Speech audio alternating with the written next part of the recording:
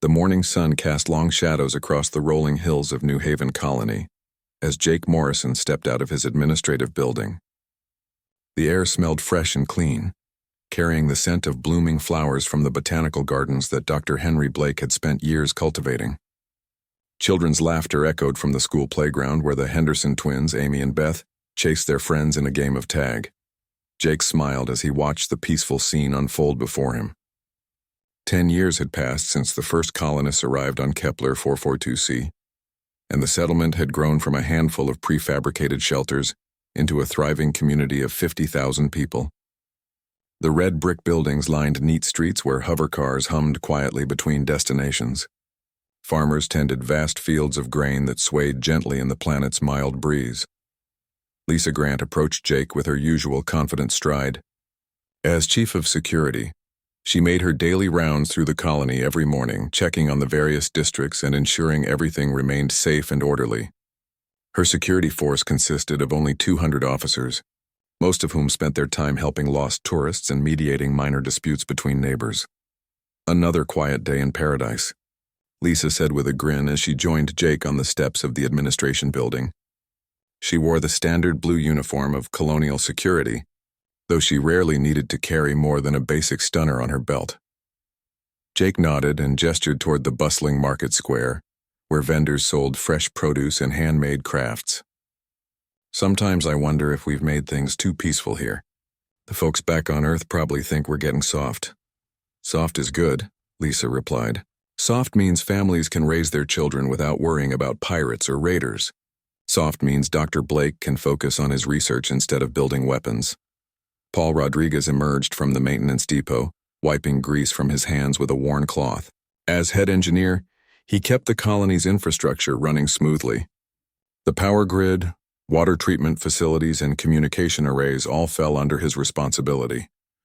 His team of 40 engineers worked around the clock to maintain the delicate balance of technology that made life possible on this frontier world. Morning. Jake, morning, Lisa, Paul called out as he crossed the street. Just finished the monthly inspection of the orbital defense platform. She's running at 96% efficiency. Jake raised an eyebrow. Only 96%? Should I be worried? Paul chuckled and shook his head. The platform hasn't fired a shot in anger since we installed it 8 years ago. A few sensor arrays need calibration, but nothing serious. Honestly, I'm more concerned about the coffee machine in the cafeteria. That thing breaks down twice a week. The three friends shared a laugh as they watched Tony Sullivan drive past in one of the colony's repair vehicles. The young mechanic waved enthusiastically from behind the steering wheel, his tool belt rattling with every bump in the road. Tony had arrived on New Haven as a teenager with his parents, and he'd grown up learning every piece of machinery in the settlement. His cheerful attitude and willingness to help anyone with mechanical problems had made him popular throughout the community. Dr. Blake's voice crackled over the colony's public address system. Good morning, New Haven. This is your friendly neighborhood scientist reminding everyone that the research facility will be hosting tours this afternoon. Come see the amazing plant samples we've collected from the northern continent. Some of these specimens could revolutionize agriculture throughout the galaxy. Jake smiled at the enthusiasm in the old scientist's voice. Dr. Blake had dedicated his life to studying the unique flora and fauna of Kepler 442c. His discoveries had already led to breakthroughs in medicine and agriculture, though he always insisted that his work was just getting started. The Henderson family walked past the administration building, with parents Mark and Susan holding hands while their twin daughters skipped ahead. Mark worked as a teacher at the colony school, while Susan managed the local library. Their daughters, Amy and Beth, were known throughout New Haven for their curiosity and mischievous sense of humor. Uncle Jake, Amy called out, using the honorary title that many of the colony's children had adopted for their administrator. Are you coming to our science fair next week? Wouldn't miss it for anything, Jake replied with a warm smile. What's your project this year? We're growing flowers that change color based on the weather, Beth announced proudly. Dr. Blake helped us with the genetic modifications. Susan Henderson shook her head with mock exasperation. Those two are going to be scientists just like Dr. Blake if they keep this up. As the family continued on their way, Jake felt a deep sense of satisfaction. This was what human expansion into the galaxy was supposed to look like. Not military conquest or corporate exploitation, but families building new lives and communities that contributed to the greater good of humanity. The Terran Federation's peaceful expansion protocol had guided New Haven's development from the beginning. The colonists focused on sustainable agriculture, scientific research, and small-scale manufacturing. They traded peacefully with passing merchant ships and shared their discoveries with other human settlements throughout the sector. Lisa's communicator beeped softly, and she glanced at the message with a puzzled expression. That's odd. Long-range sensors are picking up something at the edge of the system. Probably another merchant convoy, Jake suggested. We've been getting more traffic lately as word spreads about Dr. Blake's agricultural research. Paul frowned as he checked his own communication device. The signatures don't match any known human vessels. The computer can't identify the ship designs. A chill ran down Jake's spine despite the warm morning air. New Haven sat far from the major trade routes, chosen specifically for its isolation and safety. Unknown ships approaching the system was unusual enough to warrant attention. Let's head to the command center, Jake decided. Better safe than sorry. The three officials walked quickly through the peaceful streets of New Haven, passing cafes where people enjoyed breakfast and parks where elderly residents fed local birds. Children played games while their parents chatted with neighbors. No one seemed to notice the subtle tension that had crept into their leaders' conversation.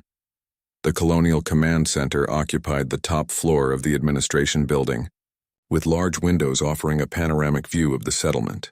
Banks of computers monitored everything from weather patterns to orbital traffic, though most days the displays showed nothing more exciting than routine agricultural reports. Lieutenant Commander Sarah Mills, the colony's communications officer, looked up from her console with concern evident on her face. Sir, we're definitely tracking multiple unknown contacts. They're not responding to standard identification requests. Jake studied the sensor display, watching as dozens of red dots appeared at the system's edge. The unknown vessels moved in tight formations, their approach vector aimed directly at Kepler 442c. How many ships? Lisa asked quietly. At least 200, Sarah replied. Possibly more. They're using some kind of stealth technology that's interfering with our long-range sensors. The peaceful morning suddenly felt fragile and precious as Jake realized that New Haven's decade of tranquility might be coming to an end. The unknown ships dropped out of hyperspace like dark clouds gathering before a storm. Jake Morrison stood in the command center watching the sensor displays as more and more hostile contacts appeared on the screens. The vessels were massive and angular, their hull designs unlike anything in the Terran Federation databases. 237 ships confirmed, Lieutenant Commander Sarah Mills reported from her communication station. Her voice remained steady despite the fear that showed in her eyes. They're not responding to any of our hail attempts on standard frequencies. Lisa Grant activated the colony's emergency protocols with the press of a button. Warning sirens began wailing throughout New Haven as automated messages instructed all civilians to proceed immediately to the underground shelters.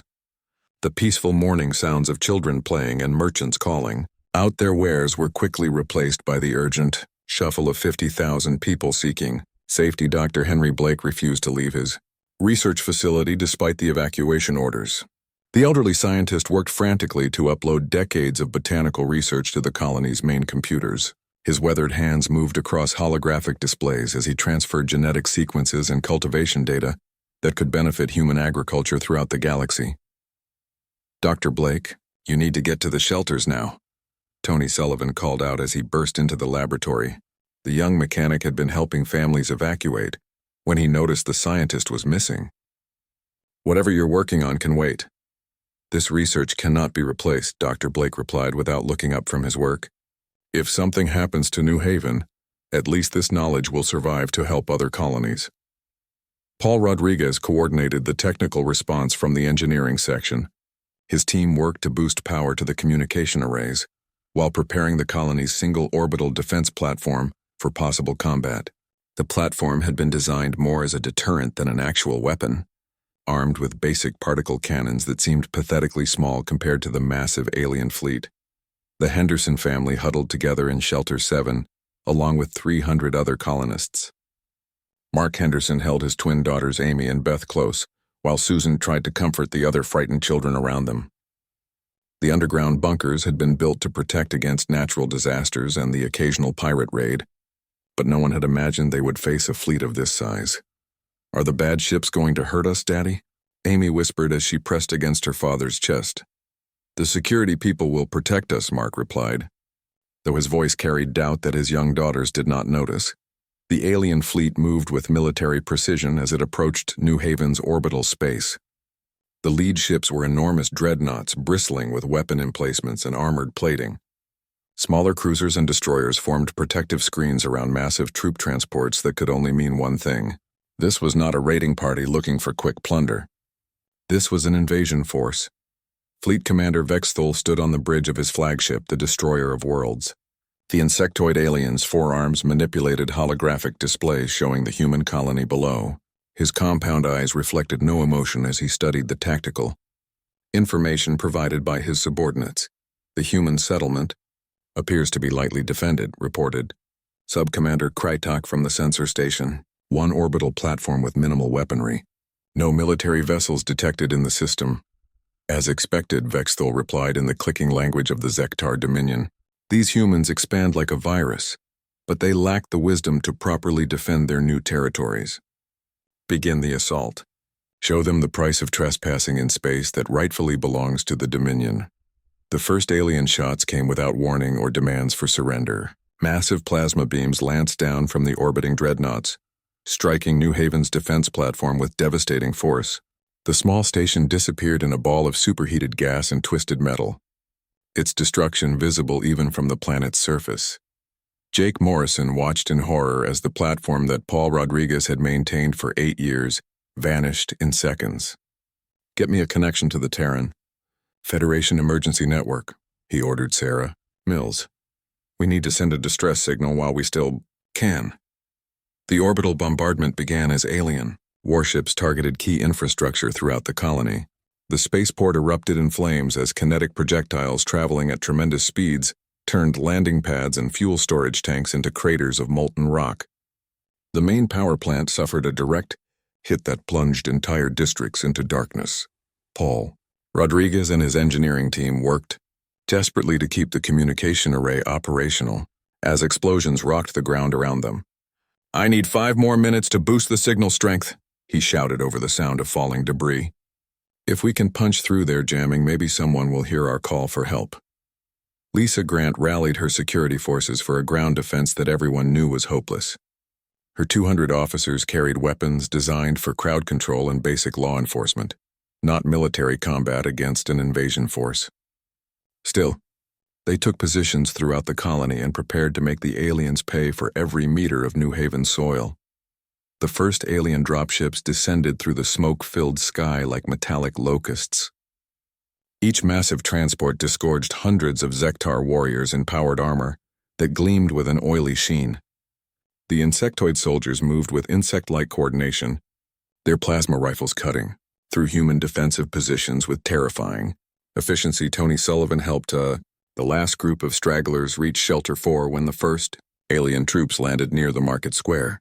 He watched through a reinforced window as the arthropod warriors advanced on their 6 legs, their weapons held in forearms while their mandibles clicked in what might have been anticipation.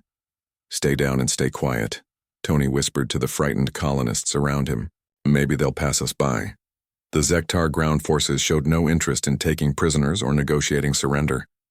Their plasma weapons turned buildings into molten slag, while their heavy weapons platforms cleared entire city blocks with methodical precision. The beautiful gardens that Dr. Blake had cultivated were trampled under alien feet or burned away by weapons fire. Mark Henderson covered his daughter's ears as explosions shook Shelter 7. Susan held other people's children, while their parents tried to contact loved ones on the surface. The emergency lights flickered as each nearby blast sent tremors through the underground bunker's reinforced walls. Dr. Blake finally finished uploading his research data just as alien soldiers blasted through the laboratory's main entrance. The elderly scientist raised his hands in surrender as insectoid warriors surrounded him with their weapons ready. One of the aliens spoke in harsh, clicking tones while gesturing with a plasma rifle toward the exit. Paul Rodriguez managed to send one last emergency transmission before alien fire destroyed the communication array. The message was simple but desperate, containing New Haven's location and a plea for any Terran Federation forces to respond with all possible speed. Within 6 hours of their arrival, the Zektar Dominion had conquered New Haven Colony. The aliens established command posts throughout the settlement, while their massive mining equipment began extracting the planet's valuable crystalline formations. The peaceful community that had taken 10 years to build was now under the control of an empire that viewed humans as nothing more than obstacles to be removed or tools to be used. 3 days after the attack, Lisa Grant emerged from the ruins of the security headquarters with 12 of her surviving officers. The building had taken a direct hit during the orbital bombardment, but the reinforced basement had protected them from the worst of the destruction. Now they moved through the smoking wreckage of New Haven like ghosts, avoiding the alien patrols that marched through their former home. The Zektar had established a massive labor camp in the colony's central district where thousands of captured humans worked under the watchful eyes of insectoid guards. The aliens forced their prisoners to clear debris and prepare landing sites for more equipment while massive mining machines carved deep holes into the planet's surface. Jake Morrison crouched behind the remains of a collapsed hover car as a Zektar patrol passed nearby. His left arm hung in a makeshift sling from injuries sustained during the attack, but his eyes burned with determination. 6 other survivors had joined him in the ruins of the administration building, including 2 wounded security officers and 4 civilians who had refused to surrender.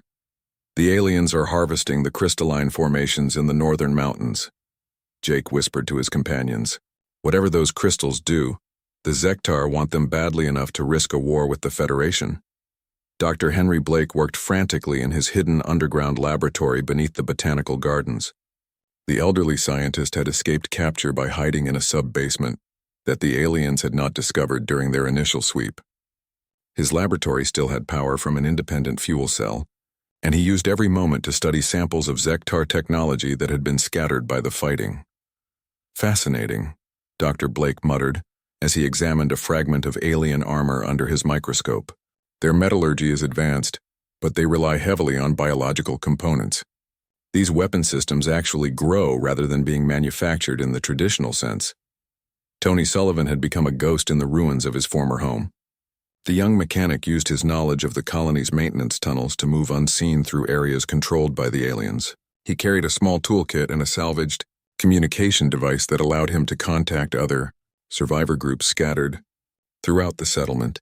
The Henderson family found themselves trapped in the main labor camp, along with nearly 10,000 other colonists. Mark Henderson worked alongside other men loading heavy equipment onto alien transport platforms, while Susan helped care for injured prisoners in the makeshift medical station. Their twin daughters Amy and Beth stayed close to their mother, their usual cheerful energy replaced by quiet fear. Paul Rodriguez had become the unofficial leader of the largest group of survivors hiding in the industrial district. 23 people had gathered in an abandoned factory where the head engineer used his technical skills to repair damaged equipment and create improvised weapons. His team included 5 other engineers, 8 security officers, and 10 civilians who had military experience from their youth. "We can't fight them head-on," Paul explained to his group as they huddled around a small heating unit. "But we can make their occupation as difficult and expensive as possible. Every piece of equipment we sabotage forces them to bring in replacements from their home territory." Lisa Grant's resistance cell had grown to include 37 fighters operating from hidden bases in the forests surrounding New Haven. They used hit-and-run tactics against alien supply convoys, striking quickly before disappearing back into the dense woodlands. The Zektar warriors were powerful and well-armed, but they struggled to adapt to the guerrilla warfare that humans had perfected over centuries of conflict. The aliens retaliated against resistance activities by increasing security around the labor camps and executing prisoners they suspected of providing information to the fighters. This brutality only strengthened the resolve of both the hidden survivors and the captive colonists, who began finding small ways to resist their captors. Dr. Blake discovered that the crystalline formations contained unique properties that could enhance energy weapons and defensive systems. The crystals naturally amplified and focused various forms of electromagnetic radiation, making them incredibly valuable for military applications. The Zektar were essentially strip mining New Haven to improve their own war machine. Tony Sullivan established contact with a smuggler named Captain Riley, who operated an independent cargo ship in the Outer Rim territories. The smuggler had arrived in the system looking for trade opportunities, only to find the colony under alien occupation. Riley agreed to carry word of New Haven's fate to Terran Federation authorities in exchange for salvage rights to abandoned equipment. "Tell them what you saw here," Tony transmitted from his hidden position in the maintenance tunnels. "Tell them that humans fought back even when the odds were impossible. Tell them that New Haven needs help, but we're not giving up." Inside the labor camp, Paul Rodriguez secretly organized a network of engineers and technical specialists who began sabotaging alien equipment from within. They introduced subtle flaws into mining machinery, caused communication systems to malfunction at critical moments, and found ways to delay construction projects without being detected. The Henderson twins proved surprisingly helpful in these efforts despite their young age. Amy and Beth could move through the camp without attracting as much attention as adults, allowing them to carry messages between different groups of prisoners. Their innocent appearance made them perfect for reconnaissance, missions that would have been impossible for older Resistance members. Mark Henderson used his position as a teacher to maintain morale among the imprisoned families. He organized secret classes for the children in the camp, helping them remember that they were human beings with dignity and worth rather than just tools for their alien captors to exploit. These small acts of defiance helped preserve the colonists' sense of identity and hope. Lisa Grant's forest fighters scored their first major victory when they destroyed an alien supply depot that contained replacement parts for mining equipment. The attack forced the Zektar to divert military resources to guard their installations, reducing the number of troops available for other operations. More importantly, it proved that the invaders were not invincible. Dr. Blake managed to contact the hidden resistance groups using a modified emergency beacon that transmitted on frequencies the aliens had not learned to monitor. He shared his discoveries about the crystalline formations and suggested that denying the invaders access to these resources should be a primary objective for all resistance activities. Jake Morrison's small group merged with Paul Rodriguez's larger cell to form a coordinated resistance command structure. They established communication protocols with Lisa Grant's forest fighters and began planning more ambitious operations against the alien occupation force. The scattered survivors of New Haven were slowly becoming an organized rebellion. The Zektar commanders grew increasingly frustrated with the persistent human resistance.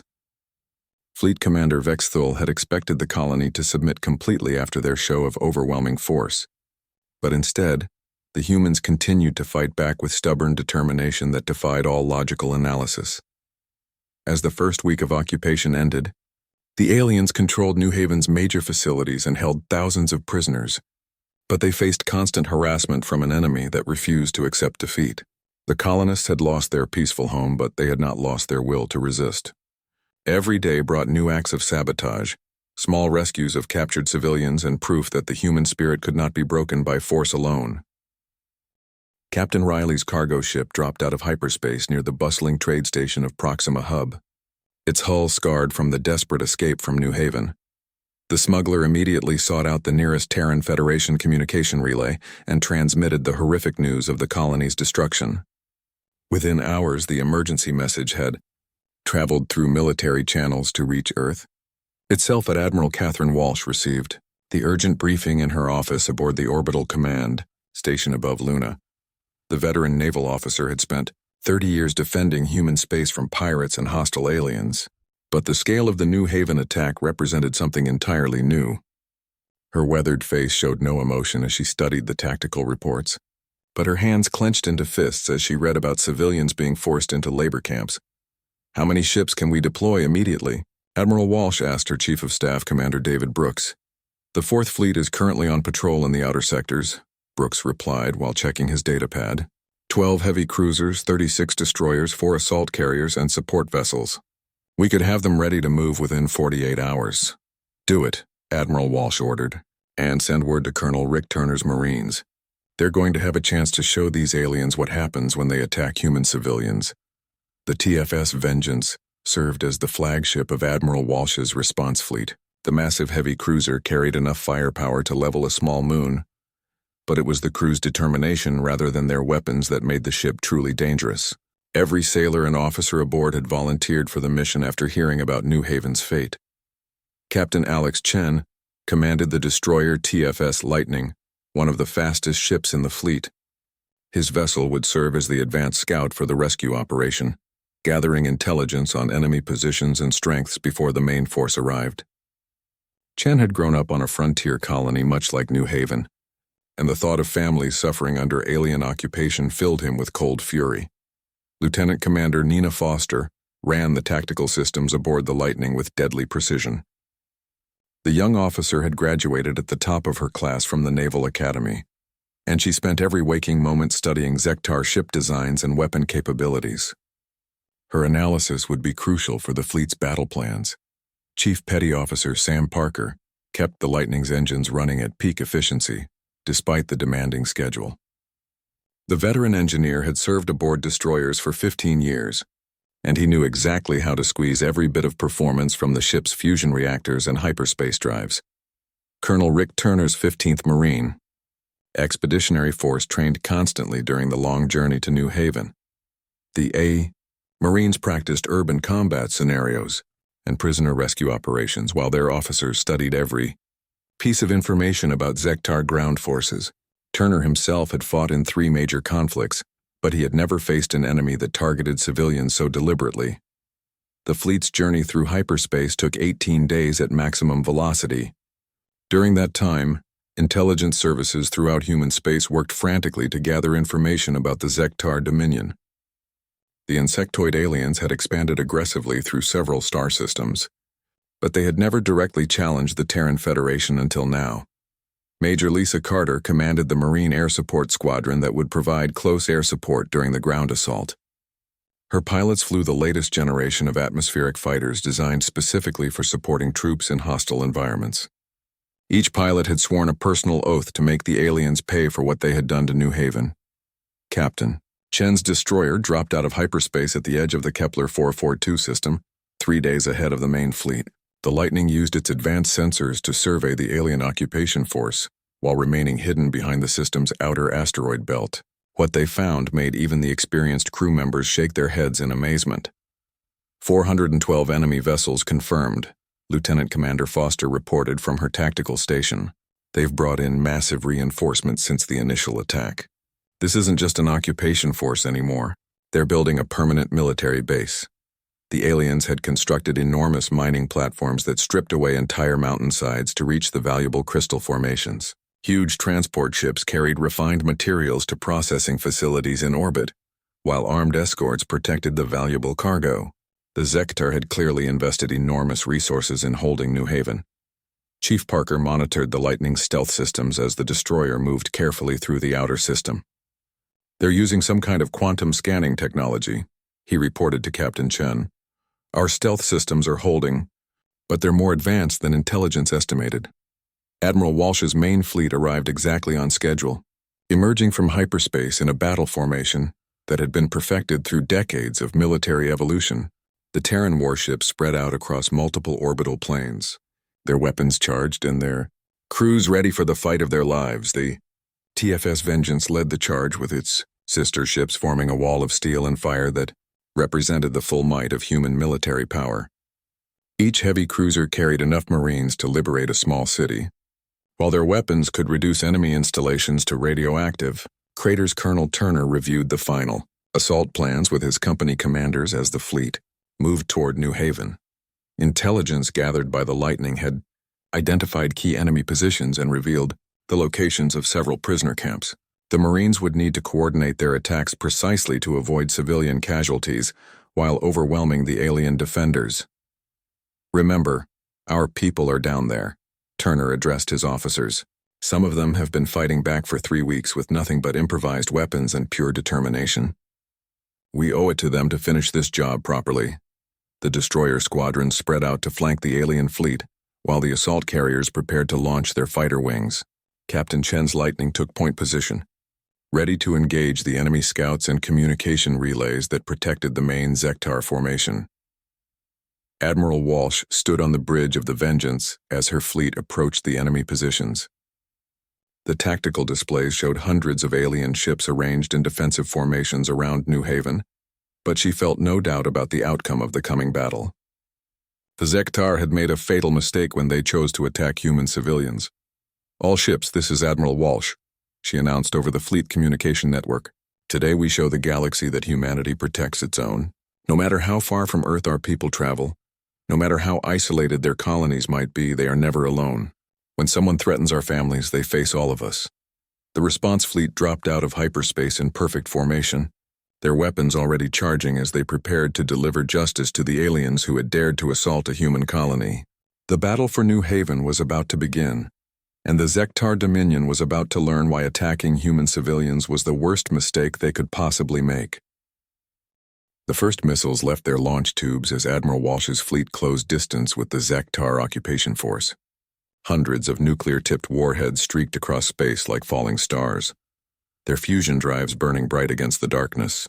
The alien ships responded with their own weapons, filling the void between the fleets with deadly energy beams and kinetic projectiles. Captain Alex Chen's destroyer Lightning led the charge into the heart of the enemy formation. The sleek ship twisted through space like a dancing blade, its point defense systems destroying incoming missiles while its main guns targeted Zektar communication relays. Lieutenant Commander Nina Foster worked her tactical controls with deadly precision, each shot carefully calculated to cause maximum damage to enemy coordination. The TFS Vengeance unleashed the full fury of its main battery against the largest Zektar dreadnought. Particle beams powerful enough to crack a planet's crust carved through alien armor plating like hot knives through butter. The enemy ship's return fire splashed harmlessly against the human cruiser's advanced shielding systems. Chief Petty Officer Sam Parker pushed the Lightning's engines beyond their safety limits as alien fighters swarmed around the destroyer. His modifications to the fusion reactors gave Captain Chen the extra speed needed to break through the enemy screen and reach the orbital stations where human prisoners were being held. Colonel Rick Turner's Marines prepared for combat drop as the fleet battle raged around them. The assault carriers launched their landing craft under cover of fighter escorts, racing toward New Haven's surface while the Navy dealt with the alien fleet. Turner checked his weapon one final time as his transport ship shuddered under enemy fire. The space battle unfolded across 3 orbital zones as human ships used their superior speed and coordination to outmaneuver the larger Zektar fleet. Admiral Walsh had studied the enemy's tactics during the journey to New Haven, and she exploited every weakness her intelligence teams had identified. Major Lisa Carter's fighter squadron dove through the alien formation like hawks attacking a flock of crows.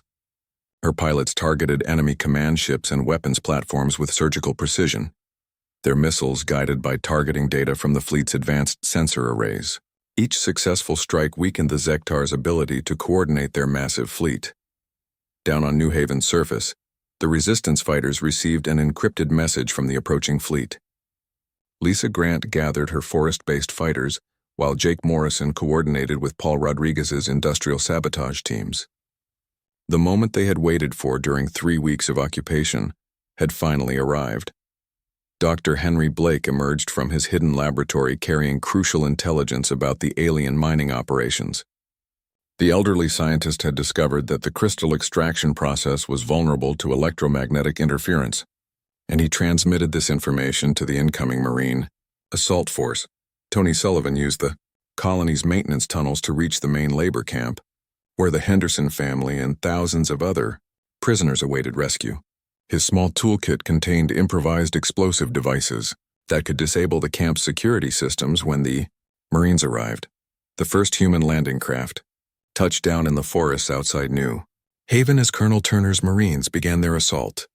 The troops moved with practiced efficiency, their advanced armor and weapon systems giving them a decisive advantage over the Zektar ground forces that had terrorized the colonists for weeks. Fleet Commander Vexthal watched his carefully planned occupation crumble as human ships systematically destroyed his fleet's command structure.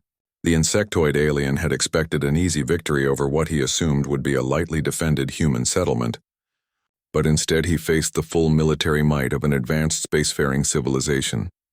The Zektar dreadnoughts were powerful, but their weapons had been designed for orbital bombardment rather than ship-to-ship combat. Human vessels danced around the massive alien ships, striking at vulnerable points while avoiding the aliens' heavy guns. Within 4 hours, a dozen enemy capital ships had been reduced to drifting wreckage. Lisa Grant's resistance fighters emerged from the forests to link up with Turner's Marines, providing crucial intelligence about enemy positions and prisoner locations. The combination of regular military forces and local resistance proved devastatingly effective against the confused and demoralized alien. Garrison. Paul Rodriguez led a team of liberated engineers in disabling the Zektar mining equipment while Marine combat teams secured the crystal extraction sites. The valuable formations that had attracted the aliens to New Haven would remain under human control, denying the invaders the resources they had come to steal. The Henderson family hugged each other tightly as Marine medics checked them for injuries in the ruins of the labor camp. Mark and Susan Henderson could hardly believe that their nightmare was finally over, while their twin daughters Amy and Beth peppered the soldiers with excited questions about the space battle. Overhead, Captain Chen's Lightning delivered the killing blow to the alien fleet's flagship as the Destroyer of Worlds tried to escape the battlefield. The destroyer's missiles penetrated the massive ship's defenses, causing secondary explosions that tore the dreadnought apart from within. Fleet Commander Vexthul died with his ship, taking the Zektar invasion plans with him. Admiral Walsh stood on the bridge of the Vengeance as the last enemy ships fled the system in defeat. The human fleet had destroyed over 300 alien vessels, while losing only 8 ships of their own. More importantly, they had rescued the survivors of New Haven and sent a clear message to any other species that might consider attacking human colonies. Dr. Blake worked with the marine science teams to secure his research data and the valuable crystal samples. His discoveries about the unique properties of New Haven's formations would benefit human technology for generations to come, while also ensuring that no other alien empire would be tempted to seize the planet. Tony Sullivan helped the Marine engineers restore power to the colony's communication systems. Within hours, New Haven was back in contact with the broader human community, sharing news of their rescue and the devastating defeat of the Zektar invasion force. Colonel Turner's Marines established a permanent garrison on New Haven to prevent any future attacks. The colony would be rebuilt stronger than before, with proper military defenses and early warning systems that would detect approaching threats long before they reached the system. Jake Morrison stood in the ruins of his administrative building, watching as human ships filled the sky above his home. The colony had suffered terrible losses during the occupation, but the survivors would rebuild their community with the knowledge that they were never truly alone in the galaxy. Admiral Walsh transmitted a message that would be broadcast throughout known space, carried by merchant ships and diplomatic missions to every civilized world. The message was simple but unmistakable. Humanity would protect its people with overwhelming force, and those who targeted human civilians would face the full wrath of the Terran Federation. The battle for New Haven was over, but its impact would echo across the galaxy for years to come. The Zektar Dominion's expansion had been stopped, their fleet shattered and their confidence broken. Other alien empires took note that the humans were not the easy prey they had appeared to be.